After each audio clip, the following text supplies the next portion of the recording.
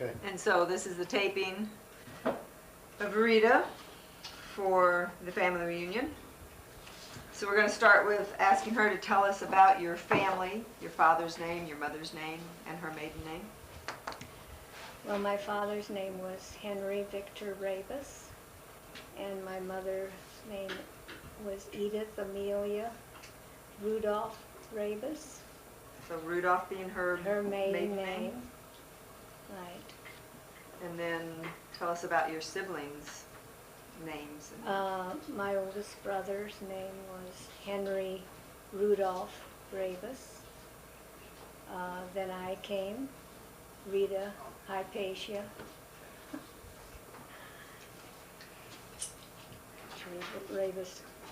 Trebus.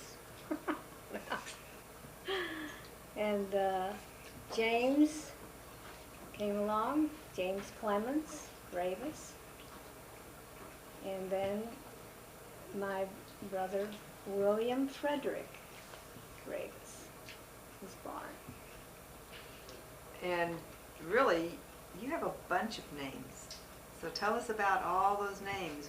How did you come by all those names? Okay. Okay, Rita Hypatia is my baptismal name. And then when I made my confirmation, I took Mary Catherine. And then when I joined the Third Order of St. Francis, I took the name Francis. So it's Rita Hypatia Mary Catherine Francis Trebus Trebus. And what's the Third Order of St. Francis? St. Francis. What is that? I went to high school in Chicago at Alvernia High School, and my aunt was a Franciscan, and so this was a Third Order, a group of people, and I joined it, and then I took the name Francis. So that was a group of people, just ladies? Yes, students at school. Oh. And is that at Macaulay Hall? No. This was in Chicago at Alvernia High School.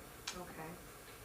Where my aunt was superior there at the Alvernia High School that I attended. How was it decided you would go to Chicago for high school? Well, my Aunt Mary talked to my mom about it, and since she was, superior there at the high school, asked if I would like to go, and I said yes. In fact, I was happy to go. I was kind of worried about going to the school there in Staunton, so I went to Alvernia. And that was, so high school then, it was at what age? Well, let's see, I guess, was I 13 when I started? My goodness, so you left Staunton, Illinois, and went to Chicago for high school at 13. Well, when I graduated from grade school, so that would make me about that age, wouldn't it? Yeah. Then how often did you see your family? Oh, I would come home, at Christmas, and then during the summertime I'd be home. So yeah, I was at home. Yeah.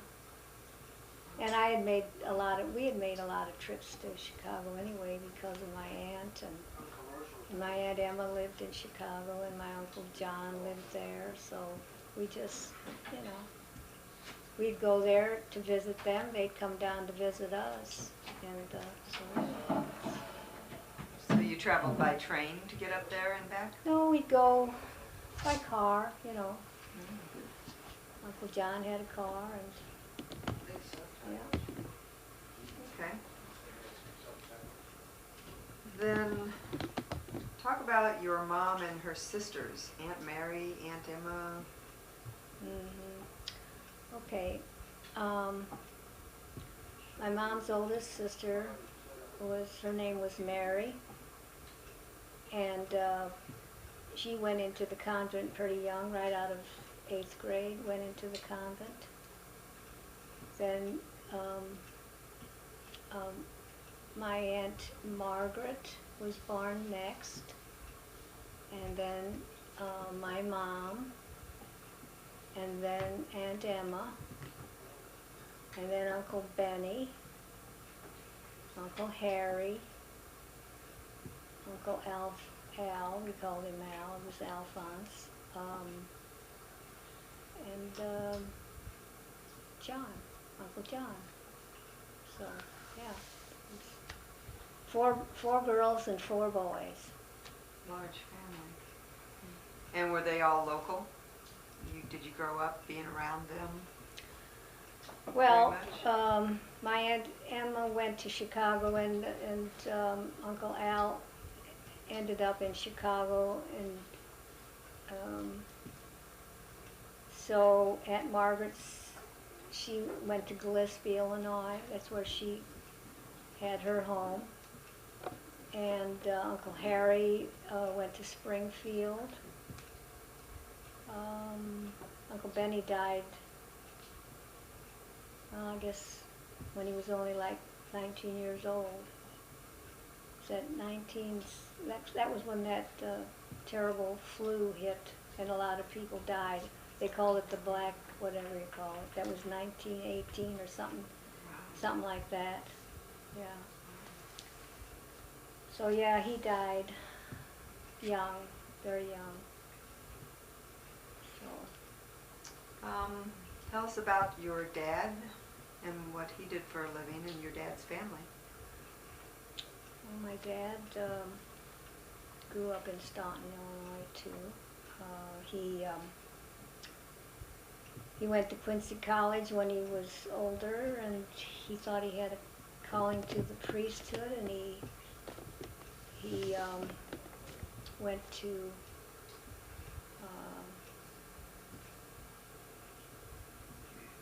well, I guess it was a seminary here in St. Louis at that time, I think. He went for a while, about 4 years, and then he dropped out.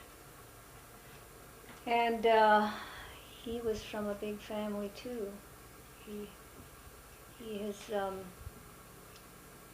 oldest sister was named Mary, and let's see, the second oldest was, I'm not sure, there was just a bunch of, there was like 11 children in that family, so there was, where did he fall in line? must have been, he was the second youngest, Uncle Gus was the youngest,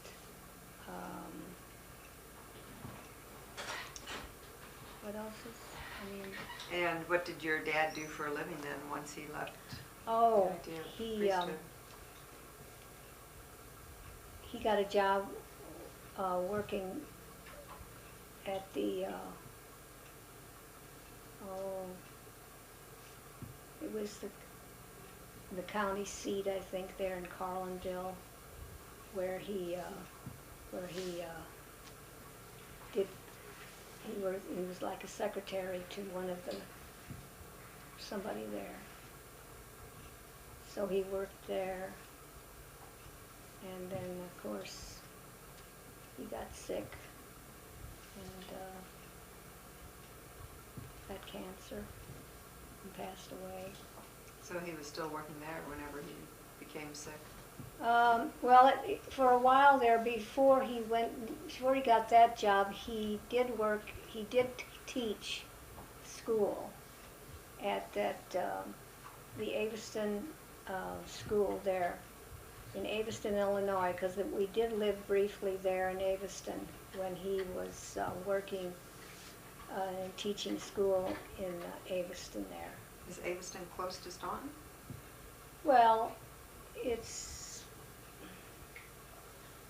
not that far away either. I mean, it's kind of, like in a different direction, say, than where Staunton, and Gillespie, because that's where, my mom and they both grew up in Staunton, and all those those little towns are kind of close around, you know, because then Avison was more in the direction of where Carlisle, Illinois is. That's where, you know. So how old do you think your dad was when he passed away? Must have been 40, he's about 44 years old when he passed. Of cancer? Yeah. He had cancer of the esophagus. And then how did your mom make it whenever, after your dad was gone? I think I remember you telling me stories about her having to start working. Oh yeah, she worked, well, she first worked at a sewing factory for a while, and then she got this job working for a dentist there in Staunton. And she worked for him for quite a while, and then she got sick. And she had cancer of, you know, had to have one of her breasts removed, and so she went to Chicago for that operation. And then when she got back, this dentist that she had worked for there, he found another girl to work in the office, so she was out in that job. So it happened around in December, and it was the worst Christmas I can remember after my dad died, that she had to, you know, she knew she was out of a job, and she was, you know, just worried. So then one day, this Dr. McBride came to the door and knocked at the door, and he was a dentist, and he had heard that she might be willing to take and work for him. So it was that happened right after Christmas, and it just perked everybody up, you know. So she got a job then with him, and she worked for him. So how old were you then when your father passed away? I was about 10 years old. About 10. Mm-hmm. And then how many years later when your mom was diagnosed with the breast cancer and had to have that breast removed? Yeah, let's see, I guess I just had gotten out of high school, because she then, let me see now, it's kind of hard to remember. So you were back from high school whenever that happened with her? Did you go to Chicago for high school? Yeah, right, yeah. Yeah, she, but when she, well, I was working too when she was going through the radiation treatments. So I was working at the bank downtown there in St. Louis, Federal Reserve Bank. I was working. And that was after high school? Yeah. Mm-hmm. I always liked the story you told about your mom whenever you graduated high school, and I guess that's whenever she said you needed to go find a job. Yes, yes. Tell us what she told you. She just told me that, well, now you're out of school and you've got to go and find a job, and you know, she said, she told me that there was a cousin of hers that lived there in St. Louis, and then my cousin Margaret Mary, that's Aunt Margaret's oldest daughter, she worked at the YMCA, downtown YMCA, and she got me this part-time job there at the YMCA. So it was only going to be like a 6-month job, so that after that I would have to go, you know, to find another job, you know. So after I did that, then I had to, really, go out there and find a job. And so my mom would tell me, every time I'd come home, because I used to go on what they called an interurban streetcar. It would go, from these little towns up to St. Louis and back and forth, And so I would come home on weekends, from there. And so the very first time I came home, my mom had asked me, she said, well, how did it go this week? And I said, oh, I don't like it. I don't like it at all. She'd say, well, give it time, give it another week. You'll see. So then the next week I'd come home and she'd say, well, how did it go? I said, well, it's getting better. And finally she said, see, I told you, it gets okay. That's the story I like. And was that Macaulay Hall where you lived? Then like I said, I was living with my cousin for a while. And then things were not working out, so Mom said to me, well, there's your cousin Emma that works over there at Macaulay Hall, and it's a place for women that come into St. Louis to find jobs, and they can stay there. And she said, I think she'll, fix it up that you can go there. And so that's when I went then to Macaulay Hall, and I lived in the dormitory. And was that associated with Shirley Lipschitz and Mary Block? No. No? They didn't live there? No. Were Those Shirley Lipschitz was a girl that I worked with at the Federal Reserve Bank. Oh. And my friend Mary Block, I met her later on after I left the bank. I went to that railroad, what was it called? It was the railroad company. I can't think of it right now. Weird. No.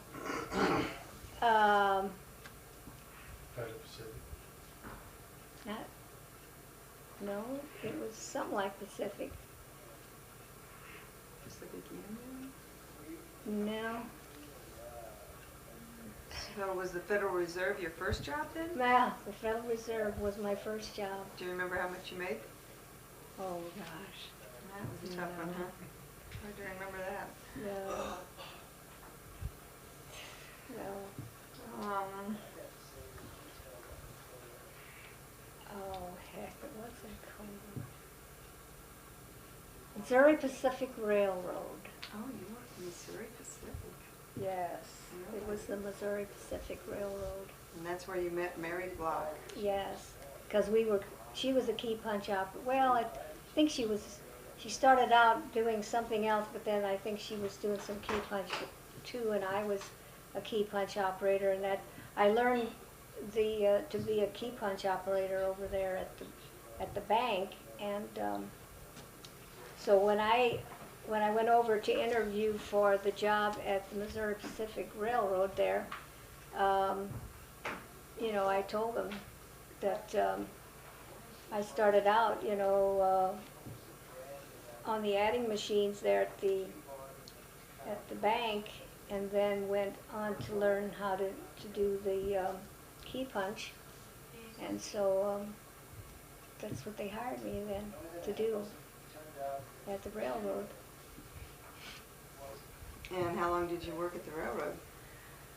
I worked there until I was married. In fact, I was about 3 months pregnant with Steve when I left. Oh, Yeah, so I worked there until I was in 53, I guess. 1953. wow. Okay. Because he was, yeah.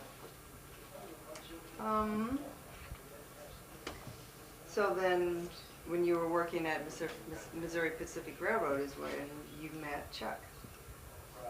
Yes, yes. I met him, actually, I met him at,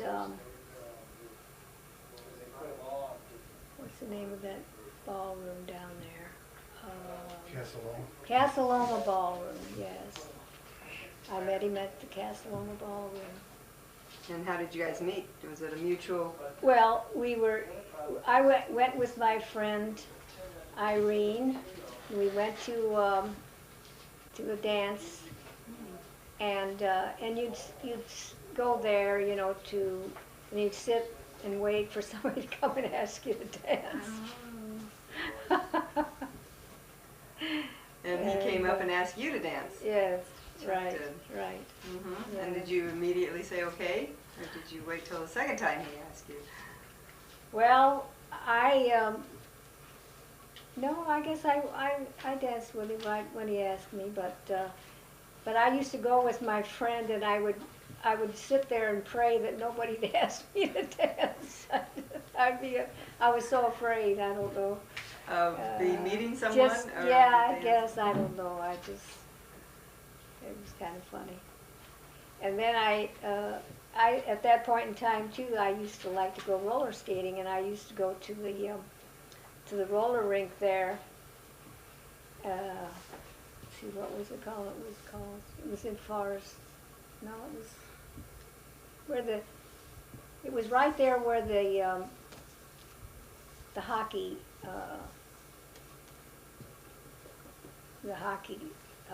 arena was. It was called the Arena Roller Rink.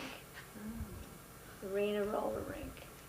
So I used to go there. So to go roller skating, because I liked roller skating, and so when I danced, this one night when I was dancing there at the Casa Loma, I was talking to Chuck, and I told him, and you know, because he told me his name was Chuck, and I said, yes, I do like to go roller skating. And so he told me later that because every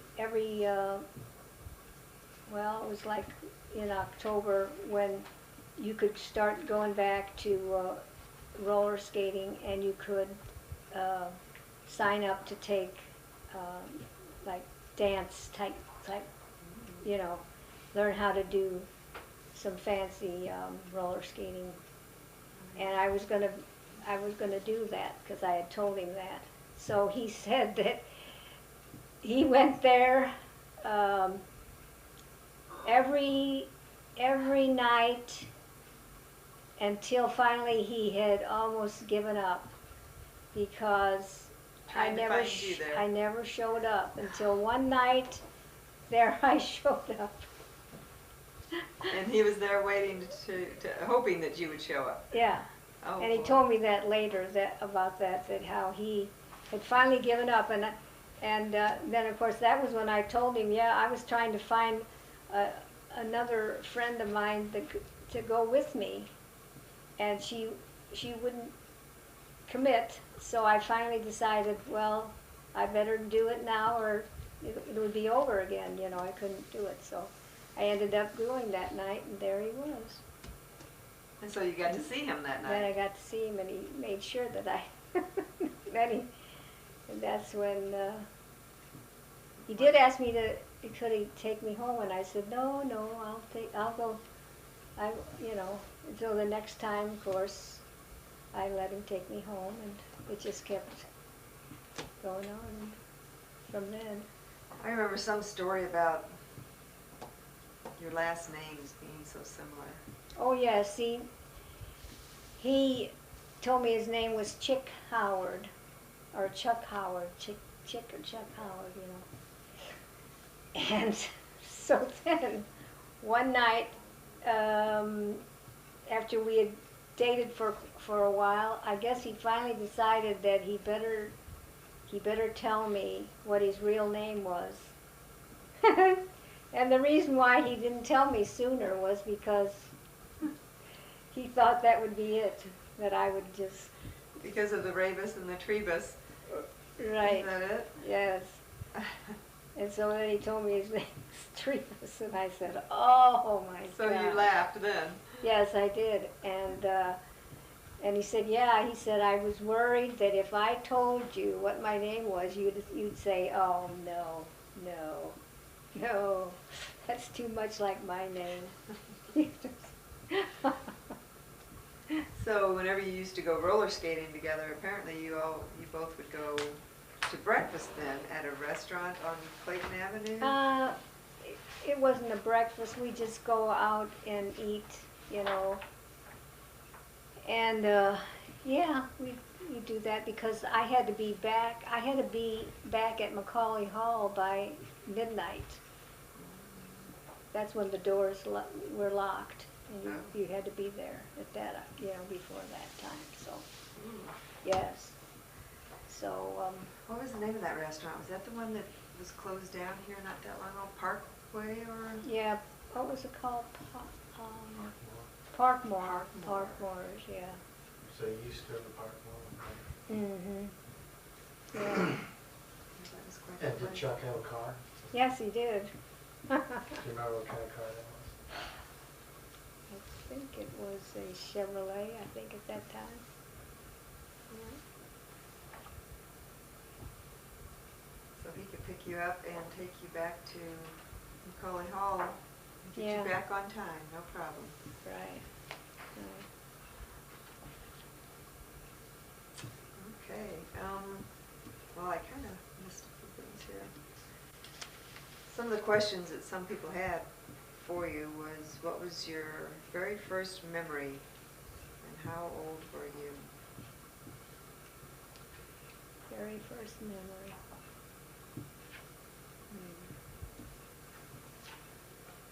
It might have been when I told the bum to leave. Well, when I was little, when we were little, when anybody knocked at the door, we'd all run, you know, run to the door, and they were trying to get us not to do that, you know. And so they would, you know, and back then they would talk about bums and hobos and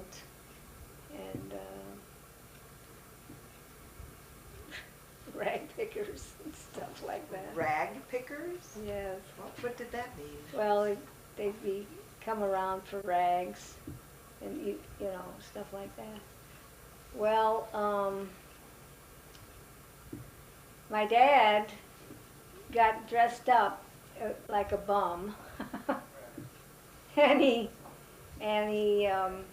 knocked at the door, and of course I was one of the ones that would run right away, and there she opened the door. My mom opened the door, and I saw this ugly man standing there, and it was scaring me, and she invited him in, and that was, I remember that. And then after that, I was scared of bums or anything, and we used to always have a lot of bums coming around because it was kind of the depression and going on around that time, and so this guy, he was coming up he was going to come up the stairway, and I remembered, I said, oh no, I didn't want him to do that. I opened up the door and I said, go away, bum, go away, bum. My mom and dad are not here, go away. And closed the door, and then my oldest brother told my mom, oh, Rita told the bum to go away. How old do you think you were? I was pretty little then. I remembered that one. So the story you were telling about going to the door and there was a bum there, that was your dad dressed up like a bum? No, this happened after that, when the bum came to the door then. But this time, when my dad pulled this on me, was to get us to stop running to the door. That when somebody knocked on the door, do not run there. And that was his way of scaring us not to do that. And I know it was probably because I remember standing there by my mom, and when she invited him in, and I was slinking back around her because I was scared. Couldn't believe that she was inviting him in. So these bums and hobos would come to your door begging for whatever food. And my mom would, well, my dad, when he was at home and they came around, and if it was a Sunday, he would let them sit on the front porch, and he would give them a big meal that, like, we always had a good meal, you know, and if we had made homemade ice cream, they got a homemade ice cream too. So yeah, but during the week when they would come around, my mom would give them maybe a sandwich until one day what they really wanted was some money, you know, they wanted money. And so she gave him the sandwich, and when he left, she saw him throw it away, and she said, "Never again. I'm not gonna do this again." So but you know, they would come around and they would, like, one time Mom said that my dad had this gold watch and something was wrong with it, and they would come around, and there'd be some say, you know, that they were looking for a job, and they, you know, could fix stuff, and they could fix watches and stuff like that. He gave them the watch to fix, and never saw it again. My mom had told him, "Henry, you're never going to see that watch again." Oh no! So he didn't show back up with it. No. He took it and left. Took it and left. So growing up in the Depression time, what could you tell us about that? Well, we didn't really know we were poor. I mean, we ate good. My mom canned, you know, in the summertime. She made jelly. She canned tomatoes and string beans, and So you always had a garden. yeah, and we'd go out to this farm to get peaches, and that was when, yeah, bring the peaches home, and Mom would can those, and yeah, they even made ketchup Wow. and pickles, you know, and sauerkraut. Then really, maybe you weren't really as poor as what so many people were. If you always had a meal, you Yes, always had food. we ate good. We ate good. You know, right? We didn't know we were poor. No. Did the Depression, did that affect any of your family that you know of, aunts, uncles who lost everything? And No, because there were probably a lot of people that had, invested money and everything, but the family that we grew up into, I doubt that they didn't really have a lot of money to speak of, that they would be, that they would lose money, I know there wasn't anything like that as far as the stock market went or anything like that. No. Talk about the butcher shop, smokehouse, sending the dog with a basket for meat. Oh, that was on my dad's side of the family. They had a butcher shop, and Grandma Rabus she used to, yeah, she could send that, this dog of hers over to the butcher shop to pick up, you know, like some lunch meat or whatever she needed. And she would put that basket around his neck and he'd go do that and bring it back. Yes. A dog would bring meat back to the Yeah. house and not eat it. She had him trained very well. What kind of dog was that, I wonder? Well, it must have been I could show you a picture of it, actually. Really? I've got a picture of it. It was a good sized dog. It's not, you know, like it was some kind of a bulldog, but not an English bull type, but it was, I don't know. A larger sort of dog. Yeah, Wow, and that was a good trained dog. yes, she did. She was a lady in the neighborhood, I guess, in the north of Staunton. That's where the Rebuses grew up, and we were like, or my mom's side was on the south Staunton. Oh. So, yeah. So you know, what else did you ask me about that? I mean, Sending the dog with the basket for meat at the smokehouse? Oh, butcher shop? well, the smokehouse, my mom's dad had a smokehouse, Oh. yeah, where he would, yeah, So the butcher shop was on the Rabus side of the family. yeah, and But the this, smokehouse well, this was on- smokehouse, oh, the Rebuses might have had one too, I don't know, but Uh-huh. I only remember my mom talking about, the smokehouse that they had in their backyard there, where he would smoke, you know, different types of meat in there. Oh, so this was only a family Yeah, for themselves. They had a Right. smokehouse. right, yeah. What types of? Because my mom's dad worked in the mines there in Staunton. Oh. Yes. Wow. And then of course, on the Ravis side too, I think that the boys, there were seven boys and 4 girls, or 7 boys. I mean, coal mines? 8 boys and 3 girls. So the boys, some of those boys, yes, they worked in the mines. And Grandpa, my mom's dad, worked in the mine. And that's where he got a big hunk of slate hit him on the back and broke his back. And then he was, you know, laid up till he passed. So what type of mines were these? Coal mines. Coal mines. Mhm. Wow. Yeah.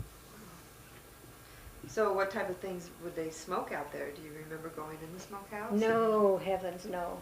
That all happened before I was born. Oh.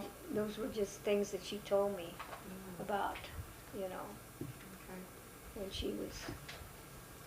So that dog wasn't Admiral Dewey. No. Who was No. Admiral Dewey? That was our dog that Uncle John brought to us. Aunt Margaret's and Uncle George had, Muggsy had puppies, and out of that litter, we got this dog, and Uncle John brought the dog to us. And so we got it when he was a puppy, and they named him. They named him Admiral Dewey. Well, before you got him, he had a name. Yes. Well, my dad, I think, that named him Admiral Dewey. Oh. Yes. What type of dog was he? What did He was a look like? Boston Bulldog, Oh. because Muggsy was a Boston Bull. So you were maybe how old? Oh, I was pretty young. I mean, I was like maybe 4 or 5, something like that. No, probably about, yeah, very young I think I was, because something like that, so about 4. So he was good with all your kids. The dog. Mm-hmm. Oh yeah, at first I was kind of frightened of it, of the dog, because it was running around and jumping at me and kind of scared me at first, but after it, you know, got older, it was fine. Oh, sure. Yeah, we liked Dewey. And But the dog was, he remembered Uncle John because Uncle John brought the dog to us. And like I said, Uncle John lived in Chicago at that time. And when he would come home to visit us, the dog would run to the door before we even knew that he was coming, you know. The dog could hear, I guess, or whatever, and just be waiting there anxiously to see him when he came in. and what happened to Admiral Dewey? Well, we think that somebody poisoned it. Yeah. Had he gotten into somebody's yard and didn't like him? Or why would you well, think that? We never could prove it or anything, but we thought there was this family that they had a bunch of girls, and this one girl was really frightened of Dewey, and I don't know. We kind of thought that's what we thought, that he was. So did he come home and he was sick and died at home? Or? Yeah, he died quickly, I guess, and all I remembered was that they talked about, yeah, you could feed a dog like a fried sponge, and then if you know, when they would eat it, it would open up and expand out, and that's how quick it went, I think. Wow. So we never could prove it, though. So I hear But you we had a never- bad accident on a bicycle ride one time with your brother Bill?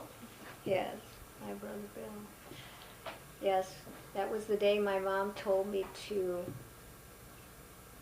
I had to do some dishes, I had to clean around in the house, and I thought, well, yeah, I can do all that, but I can go for a ride too. So we went out into the country, and I think it was me and somebody else. They were with us too, and we were going down this road, and it was had these big rocks. You know, one of these kind of roads where they have these big rocks, and I was going down this hill really fast, and all of a sudden I crashed. Were you on the handlebars? No, I was You were on riding, bike by yourself. and Bill was on the back, you know, sitting on that thing on the back. So I was the one that got really skinned up and hurt bad, you know, as far as looking terrible. Bill got this hole in his head. And a guy on a motorcycle came along, and he picked him up and said, I'll take him into the doctor. And that was when my mom was working for that dentist. And so he takes him over to the doctor, and I pull myself up and get home, trying to, you know, to get home. And you were all skinned up. And then all of a sudden my mom came home, because when the guy took him to the doctor's office, then of course where she was working was like maybe a couple of doors down or whatever, and so she came home, and I just knew, I said, oh, I'm going to really get it. I'm really going to get it now. And when she saw me, she said, well, Rita, I think that you've been punished enough. I don't think I need to punish you anymore. You've been punished.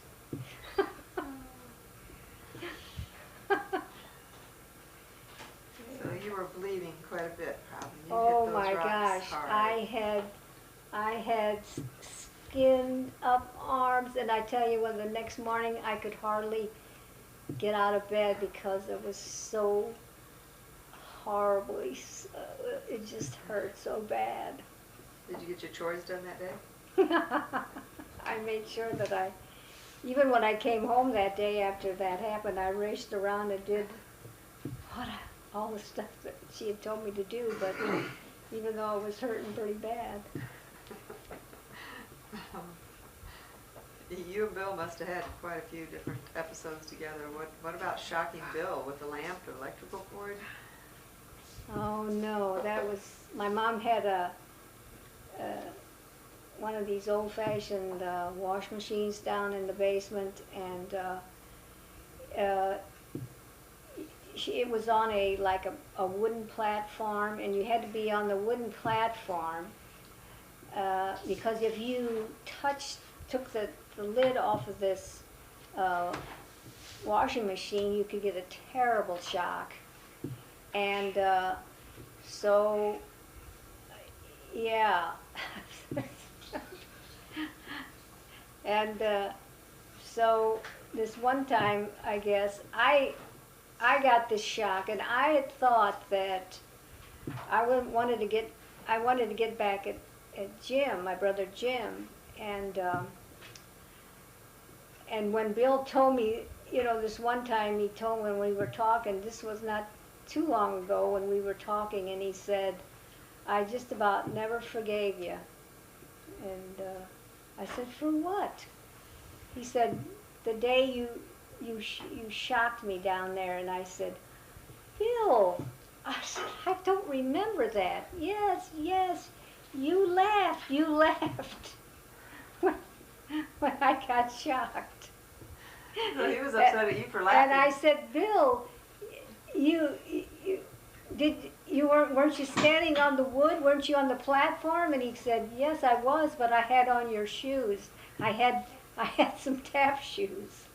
It had taps on the top, tips, and taps on the back." So he got this terrible shock. Yes.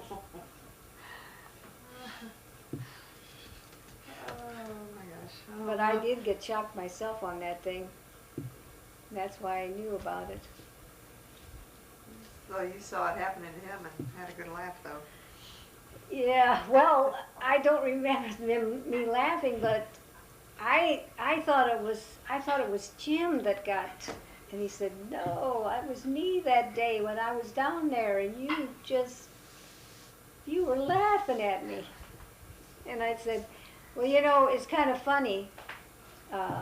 When something happens like that to you, it's like you want somebody else to feel that too. I don't know why you do." Because misery loves company. Talk about Uncle Bud playing the drums in bands. Oh yeah. Yeah, he was in a band. He was in Baldoni's band, played the drums. And this was brother number... He was the oldest, my oldest brother. My brother. And most everybody called him Hank, but I called him Bud. Uncle, And where did they play? Well, they would just, in Bunnell, Illinois, they would play there, and in different places there in these small towns in Illinois there. Yeah, they played the drums. He played the drums. Yeah. Was it dances? They perform at dances? Yeah, they was dance. Yeah, it was at yeah. What type of music would you call it, what they played? Well, it was music that they played in those days, like, can't think of, I guess if I heard some of it, I'd remember it good, but it was just those tunes back then that, good for dancing. yeah. How many guys were in the band? I'm not sure. Did you ever see him play? Yes, one time. That was after he was married, actually. After he got married too, he played in bands, you know. So, yeah. And it was always local. They didn't travel out Right. of state to go to anything. Yeah, I think it was mostly in the Illinois area, you know, where they went. Yeah.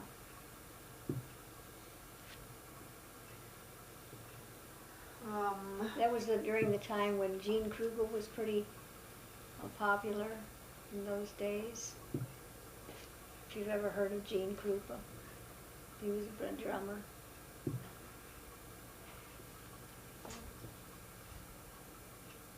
Tell us about your high school life. You apparently did some singing and you were in plays. I was in one play, actually, yeah.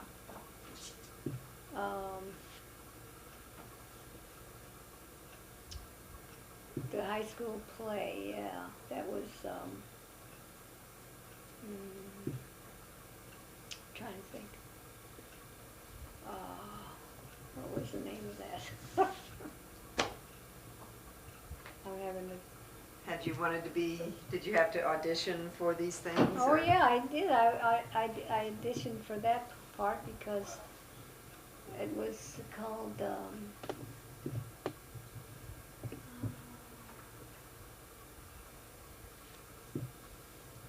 man, I'm having a, I can't think of it. So you did singing in it though? Did you have a singing part? No, or? no, I didn't have any, I didn't have, nothing, no, not that. Shucks.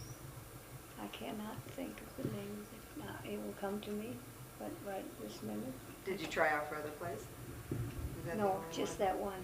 Just that one? Well, it was a senior play, it was actually, yeah. So there wasn't too many more after that, and there wasn't any more No. to try out for. Did you get involved in singing as well? No, I didn't do that there, Member no. of a choir or glee club or anything?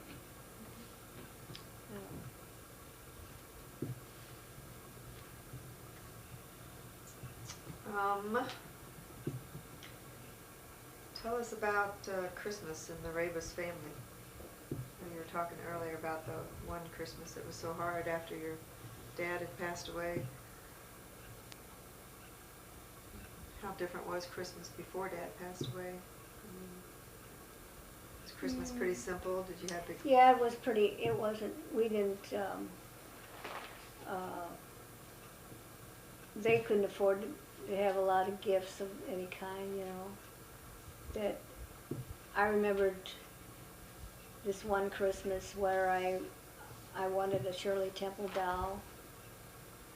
Well, I would ask for a Shirley Temple doll quite a bit. And they couldn't afford something like that, so they'd give me some other little doll or whatever, you know.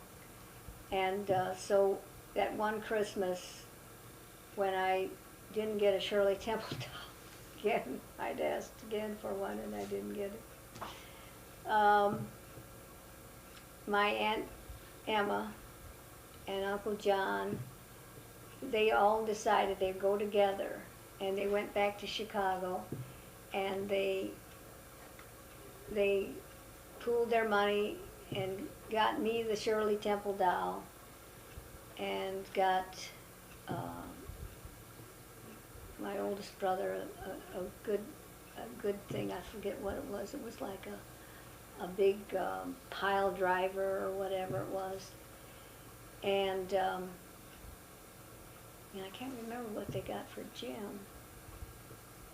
But anyway, that came after Christmas, and it was really special then, you know, because I got this Shirley Temple doll. Did she have a change of clothes? If she just had what she came in? She just came with, it was beautiful. Which character was she dressed as? I One of got the it. characters? I've got one right in there. Just like what you got? With the red polka dots on the dress, yes. Yeah, So that's not the Heidi no. one character. She wasn't necessarily it's- a I've got- character, it was just... I've got a Danbury mint one right in there on the shelf there. Whatever happened to that doll, do you know? I gave it up to, I forget, was it Leslie or somebody? You know, my mom said, well, you're getting too old for dolls. You should give that doll to somebody. Well, I thought I gave it to somebody like that, one of my cousins. One of your cousins, was that pretty hard to do? Well, yes, in a way, Yeah. but yeah. So you always liked Shirley Temple. Did you get to Yeah. go out and see some of her movies? Yes. Mhm. Was that something that you got to see right there in Staunton? There was a movie theater Uh, there?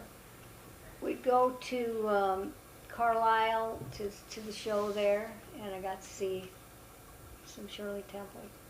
That was your favorite? Mm-hmm. Yeah. Tell us about the movie-going experience back then. What was it like? Oh yes, that we love to go there because yeah, you know, we saw the Little Rascals. We'd go there, and it would be in the afternoon, like on a Saturday. We'd go and see that, you know. How much did it cost? Oh, I don't know. Remember? My dad would take us over there. Yeah. And so this is a funny thing that happened once when my dad, you know, he said to us, you want to go to the blanket show? And we all jumped up and said, yes. And he said, follow me. He was walking upstairs to the bedroom. Let's go to the blanket show.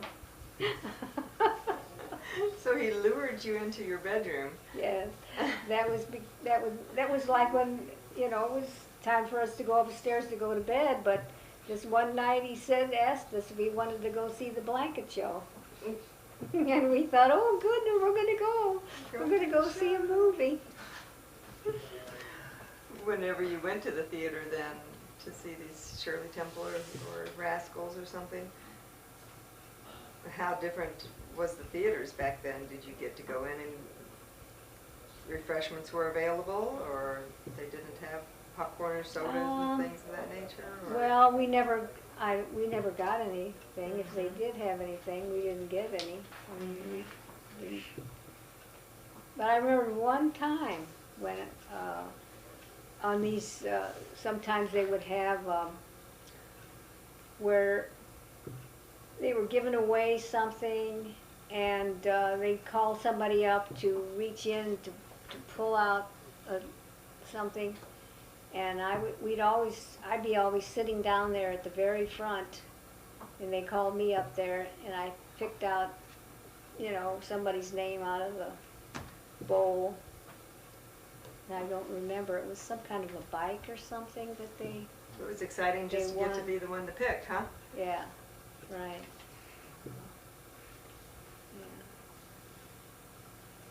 What other actors or actresses do you remember liking so much in the movies? Well, I like Tyrone Power.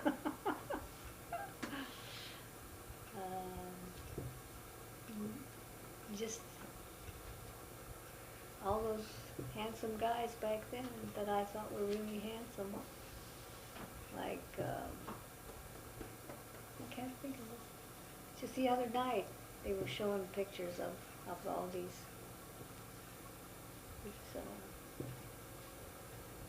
I know my mom's favorite was Spencer Tracy. She liked him. And Bing Crosby. So you listened to the radio a lot, I imagine, Oh yeah. whenever you were a kid. Were there radio shows that you listened to? Yeah. Let's see. well, there was this one that was, I think they had Gangbusters was on at that time.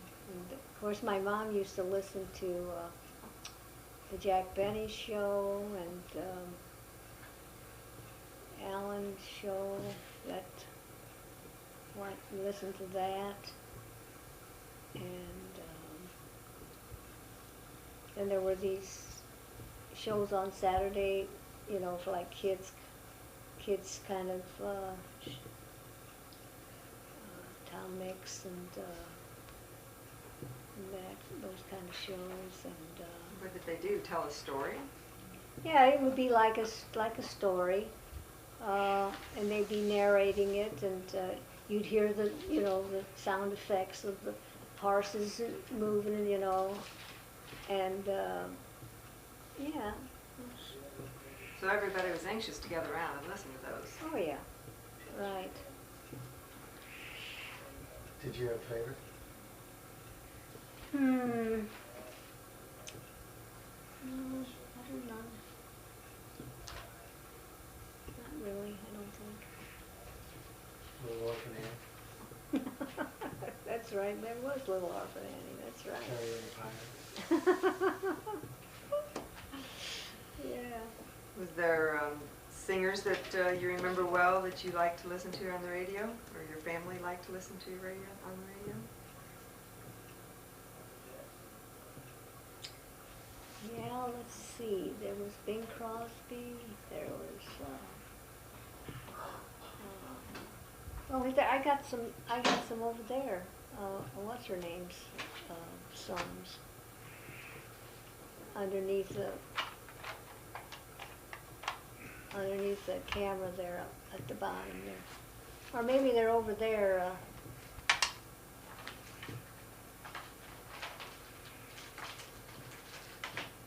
Yeah, hand me those.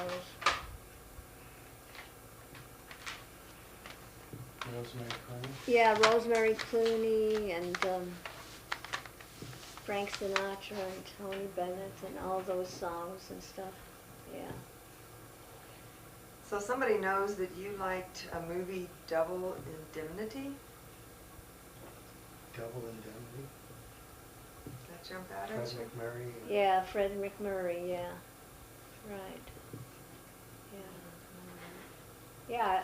Yeah, I listen to Turner Classic Movies, and every now and again, yes, they'll have Double Indemnity on there. They'll have all those shows that I used to go to see. So you watch a lot of the Turner Classic Movies. You can catch some good ones Yeah. that you remember. Uh-huh. Yeah.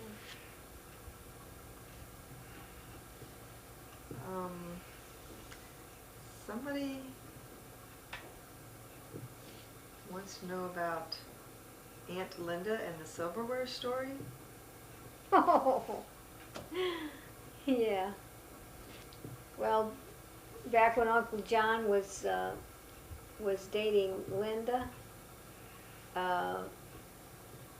he would bring her, over to the house, and we kids, we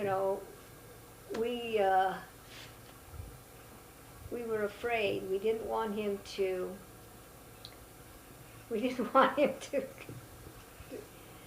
To be serious about Linda. Because So- hadn't he been married to somebody else? No. No, okay, wrong no. people. This was when he was dating her, and he'd come around, and so when it come time to set the table, Linda would offer to, say to my mom, "I'll set the table for you," and so she would set the table and put, things out the real way it's supposed to be. The fork's on this side, the knife and spoon is over on this side, and so when we were growing up, my mom would just always put the fork, the knife, and the spoon like that. And so I would come along and I'd go, "She's putting those wrong." And just for meanness, I would take the fork and put it over here on the right side. Did she ever say anything? Nothing, never. Then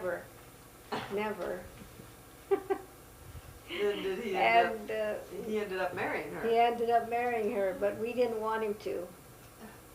And the funny part was, it came out this after he passed, and we went to the funeral, and then of course we were older now, and we were talking to her, and we were telling her this story about, did you realize that we really didn't want Uncle John to marry you, and we just tried to figure out how we could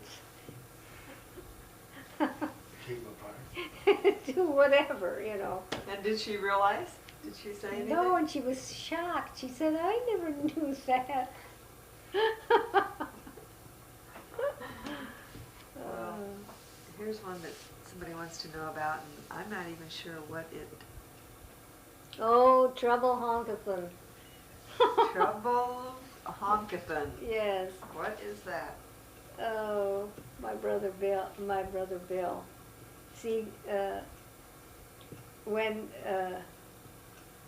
my oldest brother, he was kind of like, I don't know, I think about him sometimes, about how I think about Steve, my Steve, how he was wanting to do things and fix things in the house, and he was doing some repairing and work on something, and he was having a time with it, whatever it was, and Bill came in and looked at him and said to him, "Oh, troubles, Honkerson? You having troubles?" So was that a name that he had for, did Bill have a name that he called? He called him His Honkerson, older yes, brother? He called Honkerson, him yes. And said that it was so funny to hear him say that, because there were sliding doors between this one room and the other, and my brother Bud was going to take that all out, because it was a pretty wide place on either side where these doors were closing like this, and he was going to make this like a what do you call it, Arched entryway or something? arch, yes.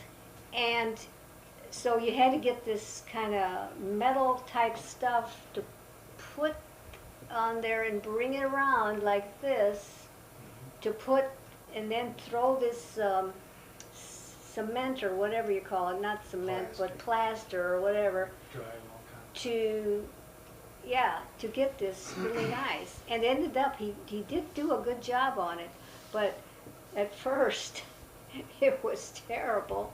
And that was when Bill had come in and saw how frustrated he was, and just... Well, where did he come up with honkathon? What is that? Well, just like everybody would call him Hank, and he just changed it around as honkathon. There's somebody else that changes things around like that a lot. Yeah. Troubles honkathon? Then the birth of TV. Wow, that happened. Well, I remembered going over to my mom's friend's house, and that was in the days where they were watching TV in the dark. Actually, they didn't have any lights on or anything, and it was a tiny little screen, and her friend had this TV. How old do you think you were at the first TV you saw? Oh, I might have been a teenager, maybe. Was it necessary to have the lights off, or they were That's just how they did back then, I think. Maybe And then easier really, to after I started, because when I was we never had a TV at home. And when I went to work in St. Louis there and lived at Macaulay Hall, we didn't have any TV there. Then, then I went over to Chuck's dad's house. He had a little tiny TV, and they just watched it in the dark. There was no lights on. They were watching this. That's when they watched that show,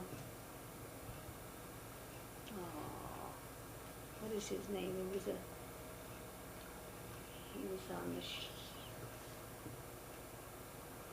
Craig Mason. No. It was a funny guy. What's his, no. Jackie Gleason. Well, they watched that, Jackie Gleason, but it was somebody else too.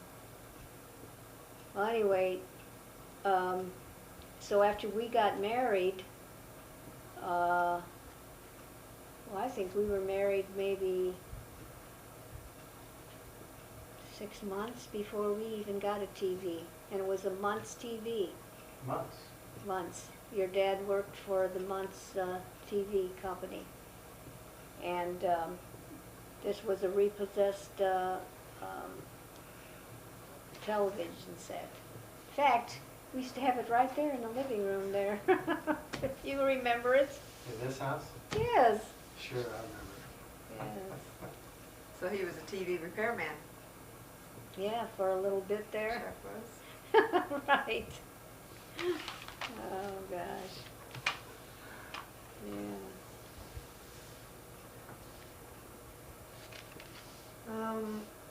The house on Melvin Avenue. Yeah, that's Whose where, house was that? that was the one, that's where we moved. We moved in there after we were married. And that's where Steve, Danny, and Vinny were born. They were, we were living in that house when they were born. That in St. Louis?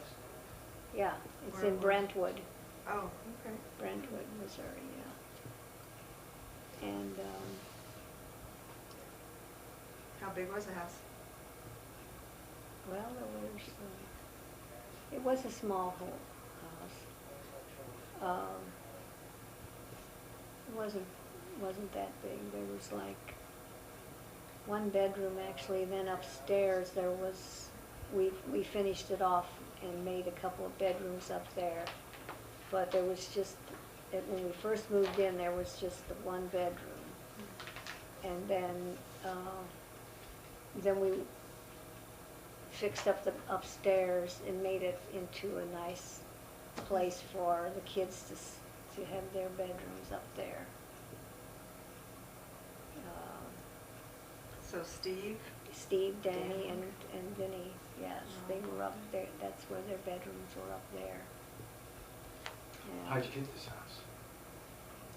Well, we got this with the help of Chuck's dad, because he lived with us for a while, there and because when we went to get the get the papers on it, we needed somebody to help us, a cosign, yes. So that's how we got it. Where did you live when you were first married? That's it. Oh, so that's your house you moved into when you got married? Mm-hmm. Okay. Yeah. And then you left there and came to this house on Borhoff? Right. Mm-hmm. And what year did you come here? Let's see. Vinny was just 2 years old.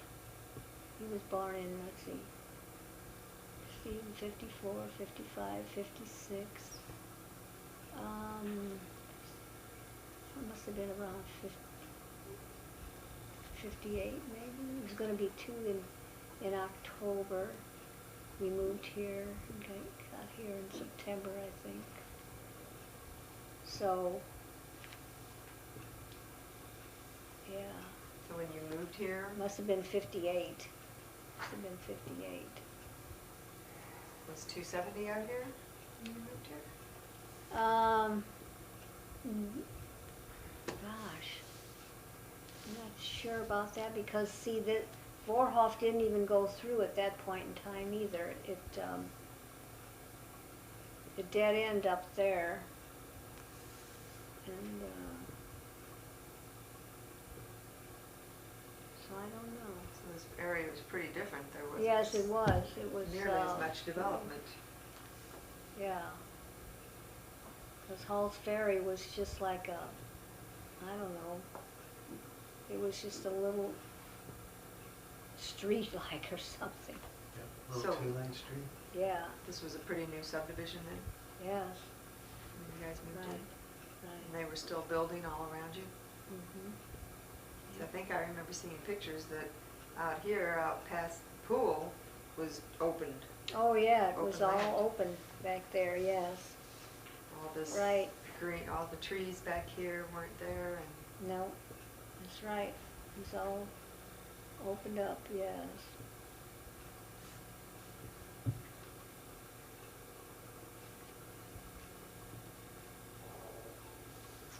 I could have, it's a bad time.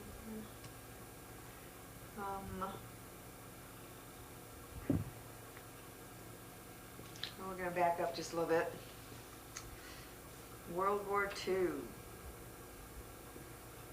World War II effort. Did you help with the war effort? No, I was in school then. I remember seeing a lot of, you know, soldiers and sailors. No. You had family in, Well,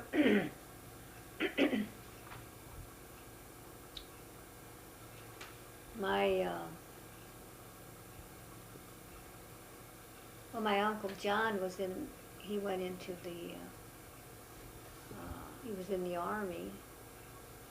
Uncle Al was in the Navy. And, but he wasn't in there that long and he was out.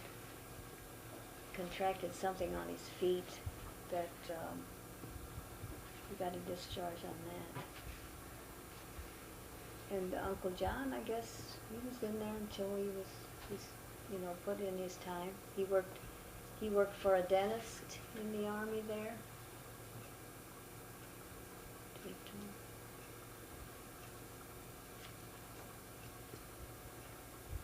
and tell us about your mom and how she died. You know, earlier she said that she had the breast cancer. She had her breast removed when you were young. Yes, and she was, I guess she was doing pretty good, and then all of a sudden she started where she was finding it hard to breathe when she was going up and down the stairs, and so that brought her back to see the doctor again.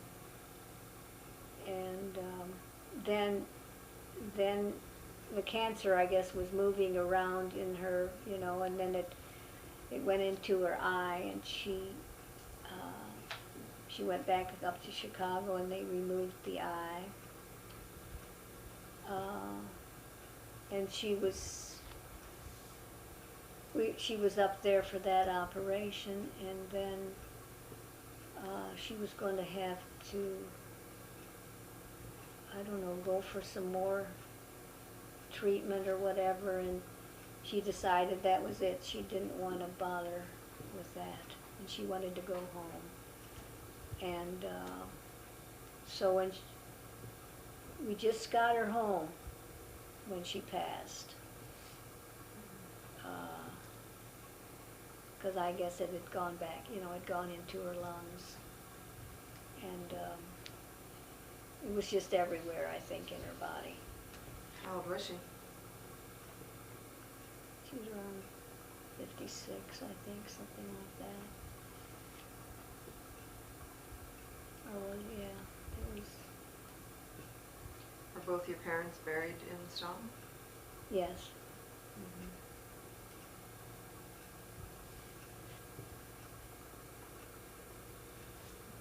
And what did you think when the astronauts landed on the moon?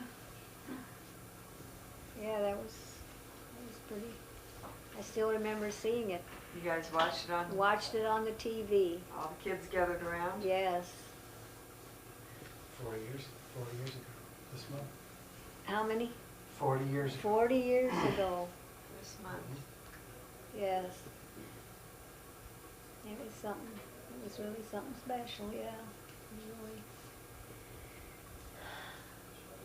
So you weren't one of the people who believed that it No. was all staged? No, not at all. You believed that they were I there? believe they were there. Yes. Did you know other people who thought that it was just a hoax? Actually, I didn't hear about that until recently, about how, you know, Yeah. how people thought that. Most everybody that we knew, they believed what happened. They were educated. Yes. Right. Yeah. I don't think we questioned our government so much back then like we tend to now. Yeah. Where were you and how did you hear about JFK's assassination? I was right here ironing. I remember that. You do remember? Yes. I remember watching TV. Mhm. I was ironing right I was there. about 4 years old. Because the TV was in there, so it was nice for me to do my ironing while I was watching the TV, and came on. I didn't think it was a big deal until I heard her cry. Mm. Did you cry? Yeah, probably did. I mean, it was sad, you know. That was a Something like president that would who you happen. were happy with Yeah, at the time. at the time. Yes. Right.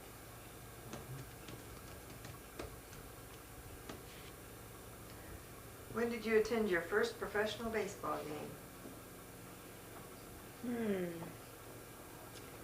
And that was when I was working here in St. Louis, and we went out to the old, was it called Sportsman's Park back then,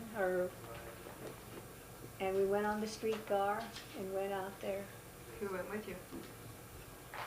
There was a few of my friends that, well, from where I was living at the Macaulay Hall. We went to the game. Yes. And did you go because somebody invited you, or did you already like We it? all got together and said, let's go to the game, and we went. And so you already liked baseball? Oh, yeah. You liked it? Definitely. You Definitely. already had the taste. Well, because my mom used to listen to the games on the radio, and she was a Cardinal fan. And in fact, she was the kind. Well, she would read the stats of the players. She could, you know. Wow. Of course, I've never gotten to that point. I mean, but she would That's know. impressive. Yes, right. Did she ever get to see a game? I don't think so. No, but she did like, you know, to listen. Yeah. What were your biggest fears as a little girl?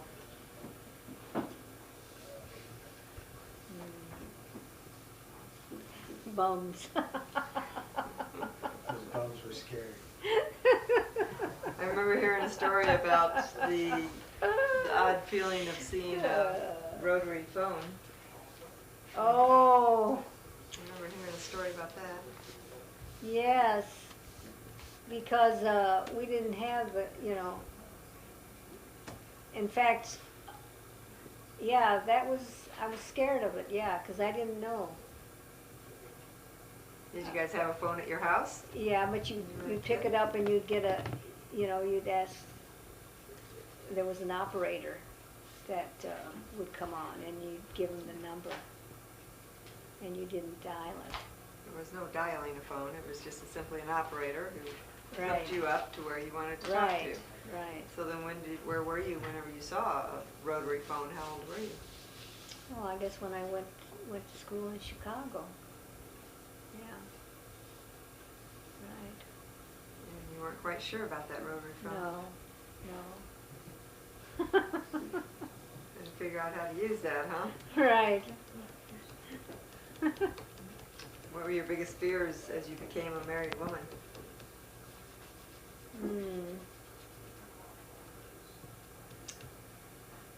I don't know. I was just, you know, when you're first married like that, and I didn't have too many fears then. It was, I guess, is when I came home with my first baby from the hospital. You know, that was, I remember thinking, oh, if only had my mom was here, you know. Did you have that? Did you have anyone who came home with Well, you for a while and helped you? my Aunt Emma came and was with me. And, She didn't know anything about it. well, she helped out a lot with Uncle when she was, you know, around, Younger brothers. yeah, Uncle, her brother Al, and when Virginia, my aunt and Uncle Al, they were married, and of course I was, you know, I was nursing Steve, so I, you know, and then I was worried, you know, that I wouldn't have enough milk for him and all that kind of stuff, you know, and all that kind of stuff just weighs on your mind, and I was kind of in a blur for, you know, the first 3 months, and then after I got through the first 3 months, things started working. Oh man, it wasn't too bad. So then do you think you've had the same fears going on when the second child came along? No, it was different, you know, it was just, you know. So I don't know that It felt pretty natural because they were Right. only how far apart? right, but, let's see, Steve was born in February, and then that was 50, let's see, 54, 55, maybe 15 months apart, maybe, something like that. You didn't have time to have any fears because you had a little one you had to Yeah. take care of also. Right.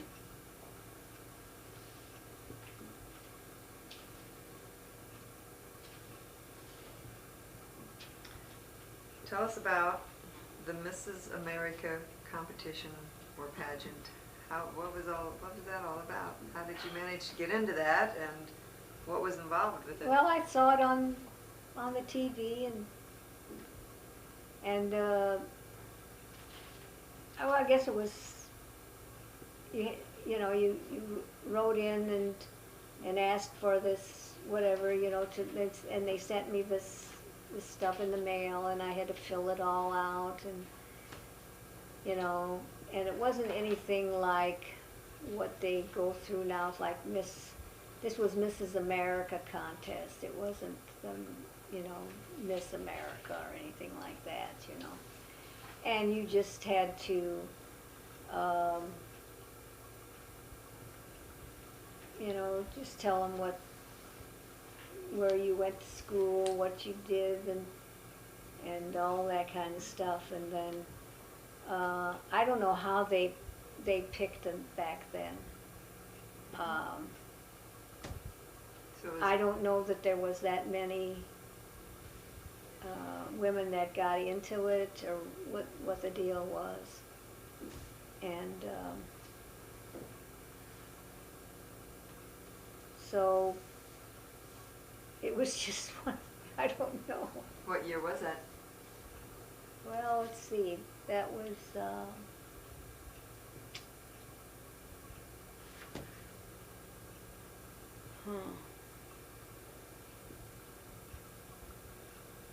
Chuck was still here with me, let's the 60s there, I guess. It was after,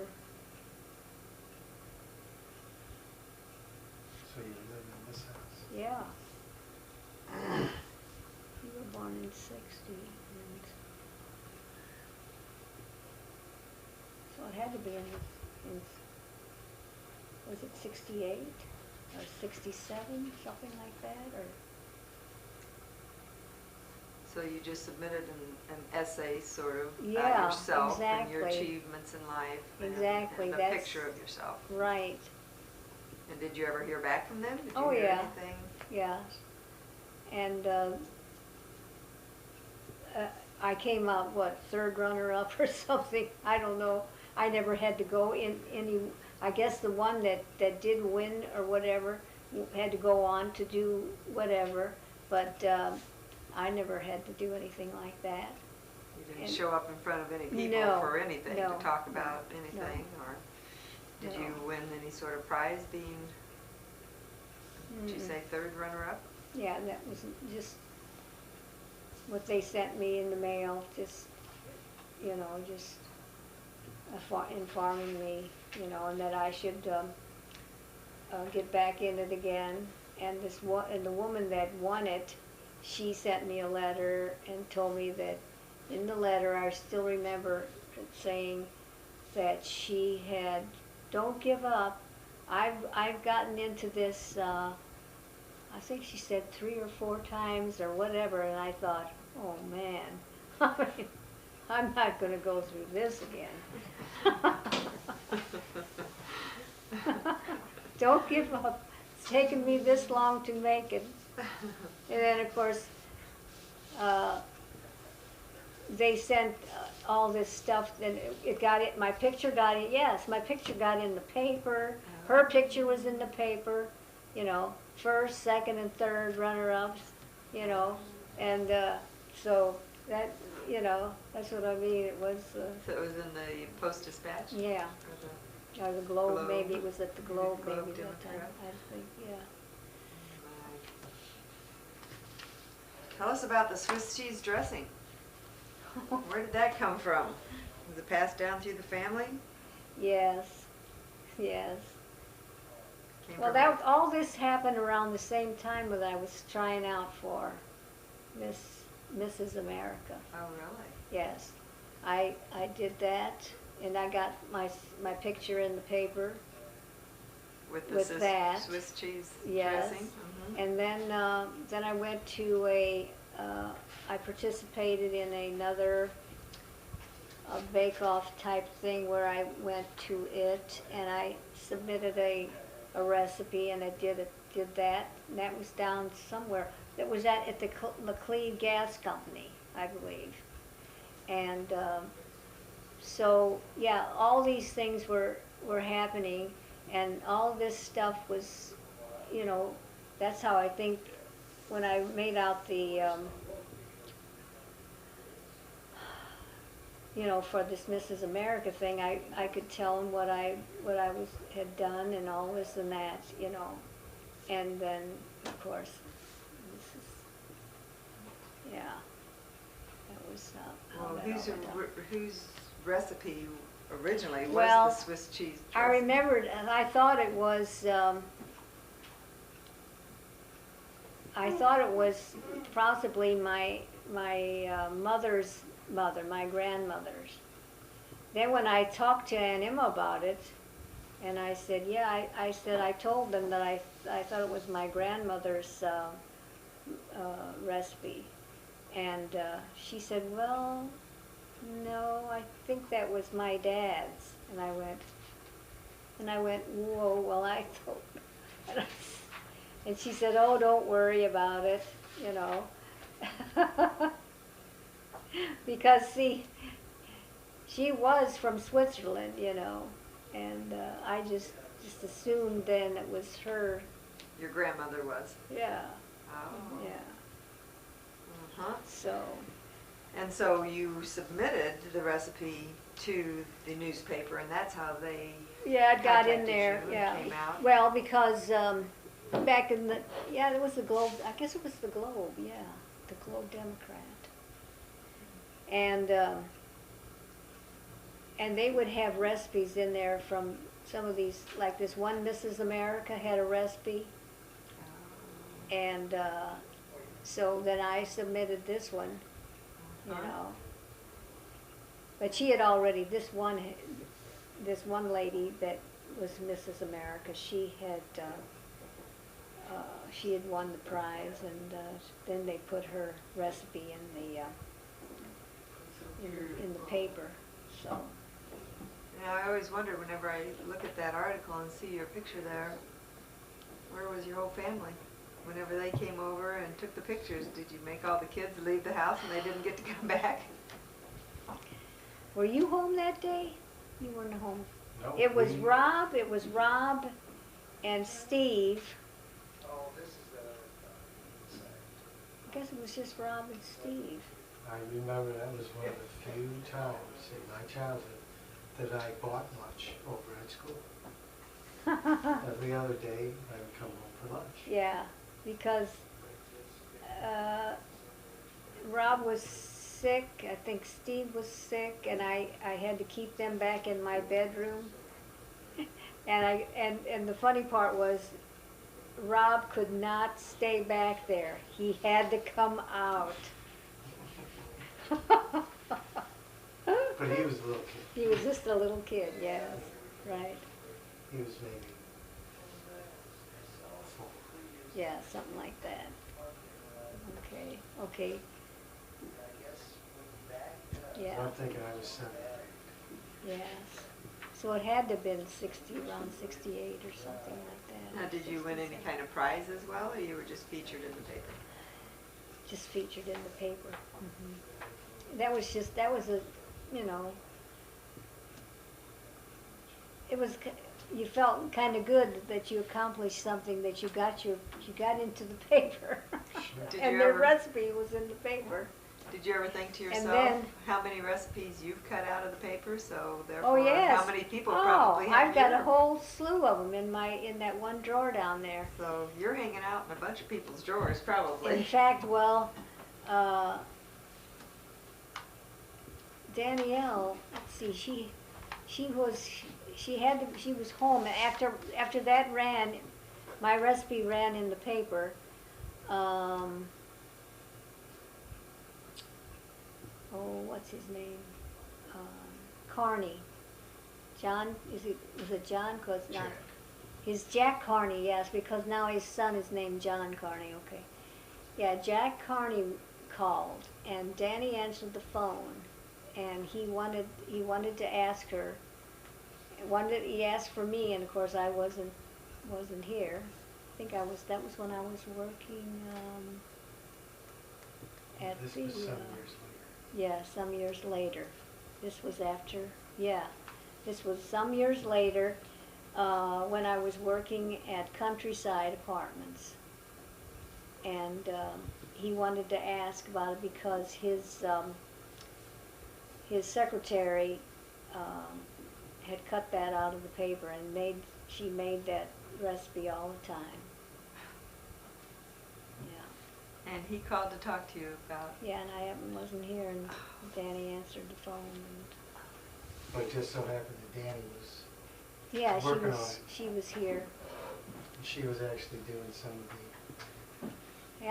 the grading of the bread or cheese or something. Because that's what I had to do back then. I would grate the Mm-hmm. grate the cheese and even the bread. And of course now you can just buy the bread and no big deal. You can buy that bread. And you can even buy grated Swiss cheese. Well, we all know what that's like. Yeah. Well, another great food item we all appreciate is the Christmas cookies in the Trebus family. Oh my gosh. But Yeah. there's something about hiding them, and Oh, I would keep them away. Yes, I'd make all these cookies, and then I'd have to put them up so that people, the kids wouldn't get into them. And then, when Christmas would come, then I'd dole out cookies every night. There'd be, a lot of cookies. Lots of cookies in different containers. Now, did you start putting together the different types you wanted to make according to who in the family liked what? Did you just have I cookies think that you they, liked? I think they liked all of them actually. Didn't matter. Didn't matter. Except for peanut butters. You didn't like the peanut butters? Mm. So there wasn't a specific cookie that was made for a specific person? Mm. Well, they liked the chocolate chip cookies, I know that. Because in our So I house, used to make chocolate chip cookies. because in our house, it was told that chocolate chips were made especially for Paul. Yeah. That was my way of getting the lion's share of the chocolate chips, so that my kids wouldn't get them. What do you think was your record number baked? Oh my. Oh. I don't think I could say. I mean, how many days do you think it takes you now whenever you make those cookies? I don't spend family. I don't spend that much time anymore making cookies, but I did back then. It was a lot of days that I would work on cookies. Yes. And what about hiding them? You would hide them so that the kids wouldn't find them, so that then Well, whenever yeah, it I was cookie did- time, you could say, Yeah. okay, here we're having cookies. And Right. otherwise, they'd be gone. Yeah, we had to do that. Yes. Why did the family get the Atari video game set?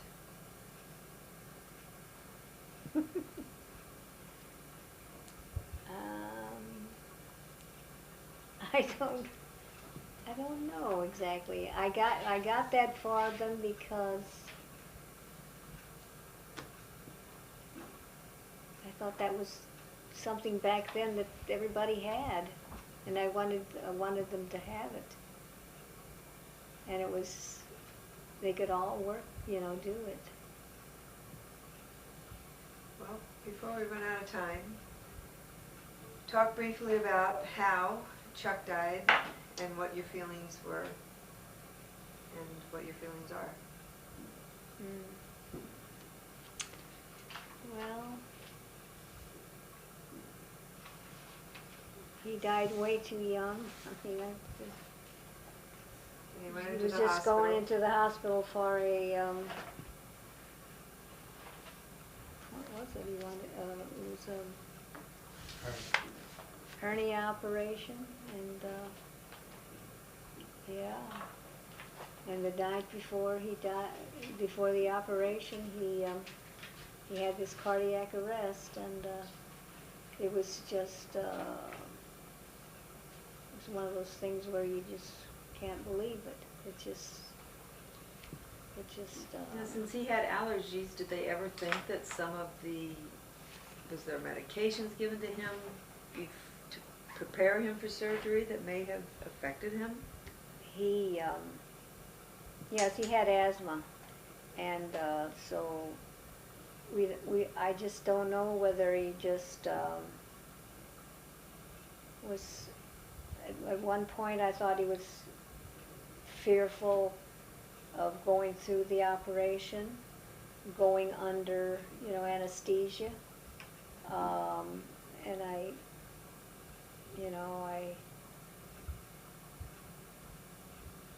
thought about that. That bothered me, thinking about that.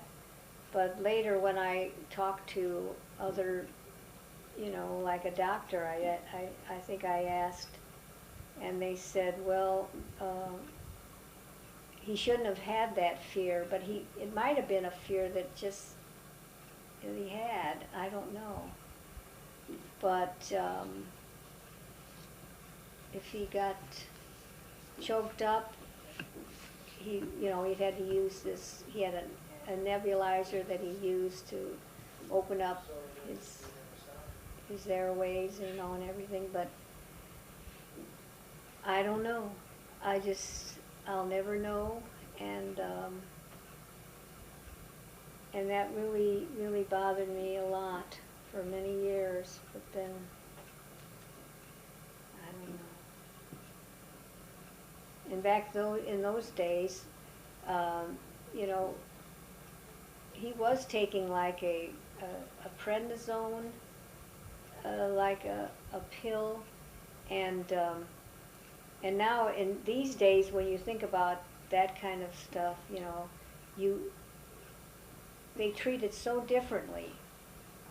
You have to go off of this medicine very, very slowly, and I don't think they knew back then much about that. He was on a daily prednisone? Not a daily, Just no, when he but was bothered. I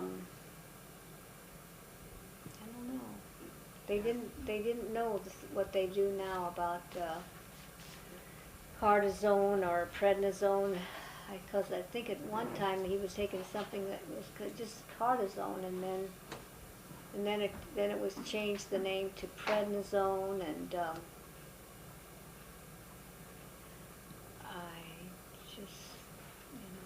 I just don't know whether. Saddest time of your life, I'm sure. Oh my gosh. I'm sure. It took me a long time to pull myself out of that. So as we wrap it up then, type of lifetime advice can you give people to gear them towards a long and happy life that you've had? What do you credit your longevity to? I don't know. I just, because I went through a lot. I don't know. Got no words of wisdom? I don't. Just. What's your advice? Saying. Yes. Just have fun. Just make every day count. Good job.